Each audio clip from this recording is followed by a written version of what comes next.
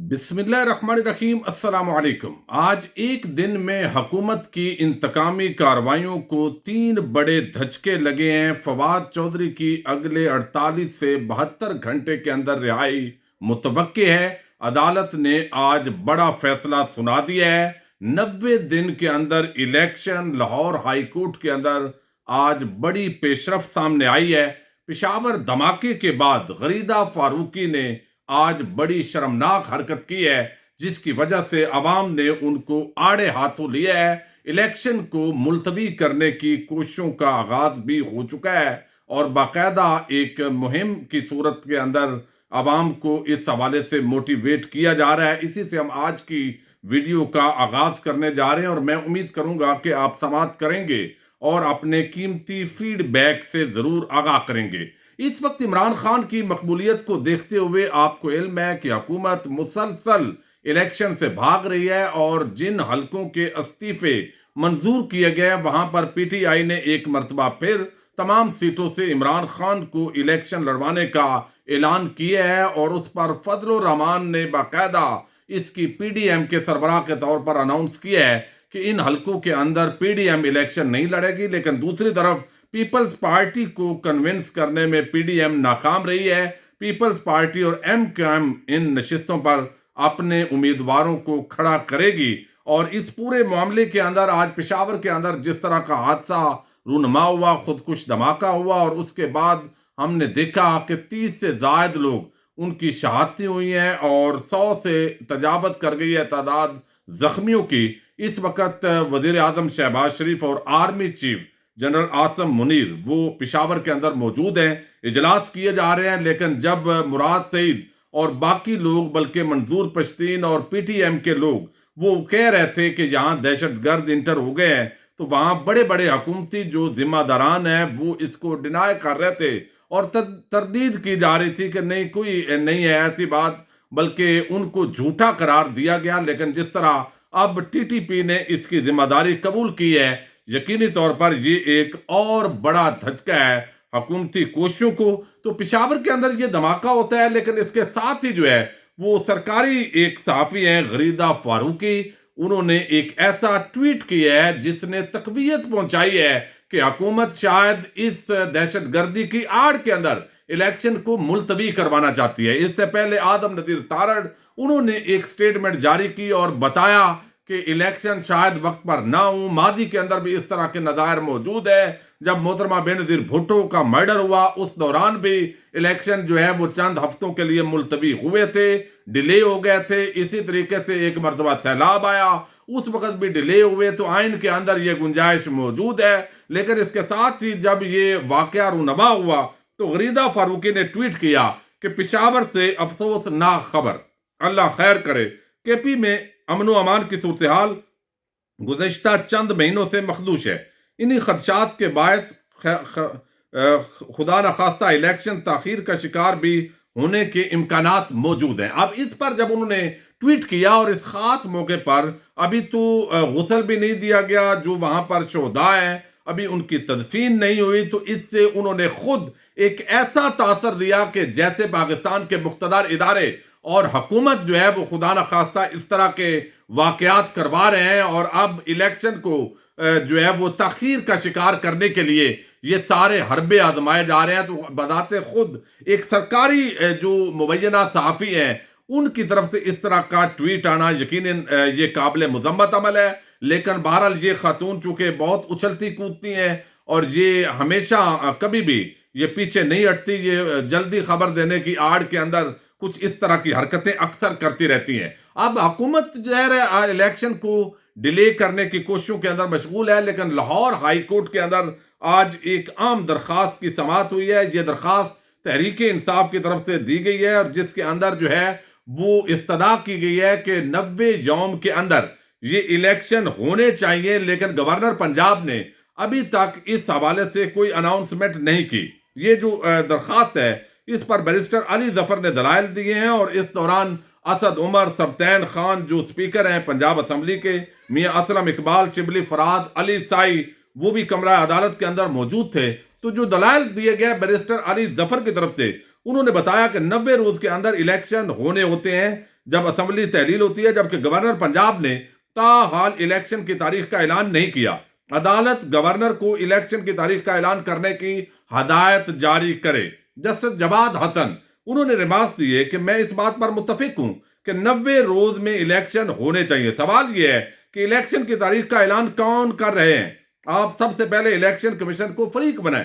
تو اس پر جو بیرسٹر علی ظفر ہے انہوں نے بتایا کہ الیکشن کمیشن نے تو گورنر پنجاب کو لکھ کر دے دیا ہے کہ آپ ان تاریخوں کے اندر جو ہے وہ کوئی بھی تاریخ الیکشن کے لیے اناؤنس کریں۔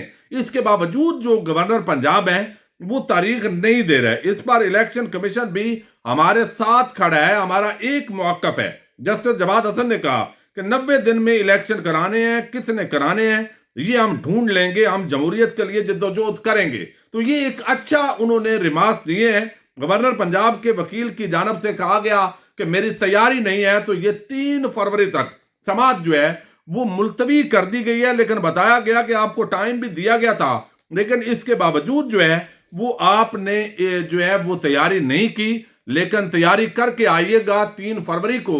تو ایسے لگتا ہے کہ جو لاہور ہائی کورٹ کا یہ سنگل بینچ ہے یہ شاید الیکشن کروانے کا حکم جاری کرے، اس کے بعد جو ارادے ہیں وہ شاید پورے نہ ہوں کچھ لوگوں کے، لیکن آگے ڈبل بینچ ہوتا ہے، پھر جو ہے وہ لارجر بینچ بھی تشکیل دیا جا سکتا ہے۔ بہرحال یہ ابھی اتنا آسان نہیں ہے۔ پوری کوششیں اس وقت مقتدر حلقوں کی طرف سے اور جو وفاقی حکومت ہے ان کی طرف سے ہو رہی ہے کہ الیکشن وقت پر نہ ہوں۔ فواد چودھری کیس کی آج انتہائی عام سماعت جوڈیشل مجسٹریٹ جو ہے ان کی عدالت کے اندر ہوئی ہے۔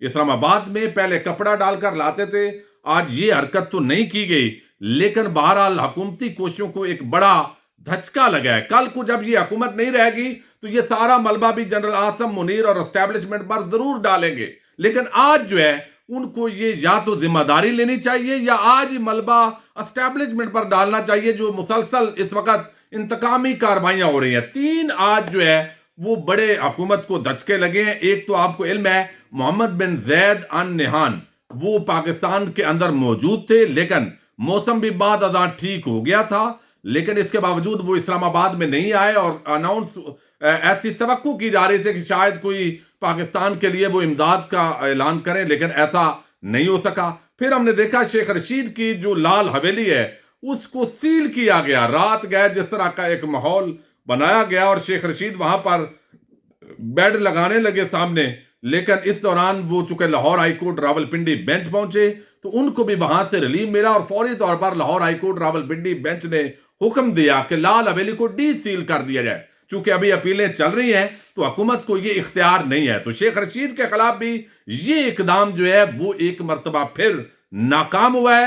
اور دوسری طرف فواد چودھری کیس کی جو آج کی سماعت ہے وہ انتہائی دلچسپ تھی۔ ڈاکٹر بابر امان نے تو گفتگو کی ہے، انہوں نے کہا کہ یہ تمام جو NRO 2 ہے یہ واپس ہوگا، اور یہ پریشان جو اس وقت کوشش کی جا رہی ہے یہ تمام کوششیں ناکام ہوں گی۔ فواد چودھری جو ہے ان پر جس طریقے سے تشدد کیا گیا آج انہوں نے بتایا، اور یہ ان کے وکیل ڈاکٹر بابر امان نے بھی بتایا کہ مسلسل 5-6 دن سے جب سے ان کو گرفتار کیا گیا ہے ان کو سونے نہیں دیا جا رہا، یعنی ان پر اس طرح کا ٹارچر تو نہیں ہوا جس طرح جو ہے وہ ڈاکٹر شہباز گل یا آدم سواتی کے خلاف ہوا، لیکن ان کو ایسی گاڑیوں کے اندر جہاں ہوا لگے، جہاں سردی لگے ان کو توڑا جا سکے، ان کو PTI سے علیحدہ کیا جا سکے، اس طرح کا جو ٹارچر ہے وہ مسلسل کیا گیا۔ ان کو نیند پوری کرنے نہیں دی گئی، بلکہ پورا وہ 2 گھنٹے سے زیادہ ان کو سونے نہیں دیا جاتا تاکہ کسی بھی طریقے سے ان کو توڑا جائے۔ تو یہ آج سوال ہوا کہ یہ لیپ ٹاپ یہ کیا آپ نے گرامیٹری ٹیسٹ کیا ہوتا ہے؟ یہ خود جو وہاں پر مجسٹریٹ صاحب ہیں انہوں نے یہ سوال کیا، جب ایک بندہ وہ آپ کے سامنے مان رہا ہے تو پرائیویٹ معلومات ہوتی ہے، لیپ ٹاپ ہو موبائل ہو، اس سے آپ کا کیا سروکار ہے؟ تو پچھلے بتایا گیا کہ 48 گھنٹے کے اندر مختلف سڑکوں پر فواد چودھری کو دوڑایا گیا، ایک مرتبہ لاہور لے جایا گیا، پھر واپس لایا گیا، پھر لاہور لے جایا گیا، اور آج 3 بجے ان کو پیش کیا گیا۔ تو اب یہاں پر جو ہے وہ ڈسٹرکٹ اینڈ سیشن کورٹ کے اندر الیکشن کمیشن حکام کو یہ دھمکیاں دینے کا کیس ہے، حالانکہ یہ الیکشن کمیشن کی تضحیک کا کیس شاید بن جائے، لیکن یہ کوئی ریاست کے خلاف بغاوت کا کیس تو نہیں بنتا۔ تو اس پر جو ہے وہ وکیل الیکشن کمیشن نے بتایا جوڈیشل مجسٹریٹ کو کہ جناب یہ فواد چودھری کا صرف فوٹو گرامیٹرک ٹیسٹ کرانا تھا، جو ہو چکا ہے۔ الیکشن کمیشن کے وکیل نے فواد چودھری کے مزید جسمانی ریمانڈ کی استدعا نہیں کی۔ بابر امان نے بتایا کہ فواد چودھری جو ہے انہوں نے اقرار کیا ہے۔ فواد چودھری اپنے بیان میں ڈٹے ہوئے ہیں۔ پراسیکیوشن کو معلوم نہیں کس کو خوش کرنا چاہتی ہے، معلوم نہیں کون سا لیپ ٹاپ برآمد کرنا چاہتی ہے۔ جوڈیشل ریمانڈ بھی ایک ہی ریمانڈ ہی کہلاتا ہے۔ فواد چودھری کے ساتھ نا انصافی نہیں ہونے دیں گے، یہ جج صاحب نے کہا۔ اب جج صاحب نے ریمانڈ بھی دے دیا تھا۔ انہوں نے کہا جی آج کوئی منہ پر کپڑا تو نہیں ڈالا گیا؟ تو فواد چودھری نے بتایا کہ 6 روز میں 2.5 گھنٹے سے زیادہ نہیں سویا، مجھے سردی میں گاڑی کے پیچھے ڈالے میں بٹھایا گیا، اور اس سے پہلے بھی اس طرح کے ہتھکنڈے استعمال کیے گئے، لیکن میں عمران خان کے ساتھ کھڑا ہوں۔ ان کی جو اہلیہ ہے، جو بچے ہیں، ان کے ساتھ بھی ملاقات کروائی گئی، تو عدالت نے بالآخر ان کو جوڈیشل ریمانڈ پر اڈیالہ جیل بھیج دیا ہے، اور آج ہی جو درخواست ضمانت ہے ان کی وہ دائر کی جا چکی ہے۔ اب تک کی اطلاعات کے مطابق تو کل نوٹس ہو جائیں گے، اور الٹیمیٹلی اگلے 48 سے 72 گھنٹے کے اندر جو ہے وہ ظاہر ہے جب نوٹس ہوں گے مخالف فریق کو، تو 1-2 ہیرنگ کے اندر ان کی ضمانت جو ہے وہ اپروو ہونے کی بالکل توقع ہے، روشن امکان ہے، ان کی ضمانت یقینی ہے قانون کے مطابق۔ اور وہ جو ایک کوشش تھی، یعنی ایک طرف آج آپ سمجھے شیخ رشید ان کو ریلیف ملا ہے، اور اب جو فواد چودھری ہیں ان کے حوالے سے بھی عدالت نے فیصلہ سنایا، اور ان کی اب درخواست ضمانت پر آگے 48 سے 72 گھنٹے کے اندر فیصلہ متوقع ہے، اور ان کی رہائی ہوگی۔ اور فواد چودھری جو ہے وہ پہلے سے زیادہ اب تحریک انصاف کے اندر جو ہے وہ مقبول ہوئے ہیں۔ کچھ اس حکومت کو، ہمارے مقتدر حلقوں کو شاید کنفیوژن ہے، کچھ سمجھ نہیں آ رہی، اور ایک طرف جو دہشت گردی ہے وہ بہت زیادہ بڑھ رہی ہے، اور اللہ کرے کہ پاکستان جو ہے وہ امن کا گہوارہ بنے، ہوش کے ناخن لیے جائیں، اور آئین اور قانون کے مطابق جو معاملات ہیں وہ ملک کے چلنے دیے جائیں۔ اجازت دیجیے گا، اللہ حافظ۔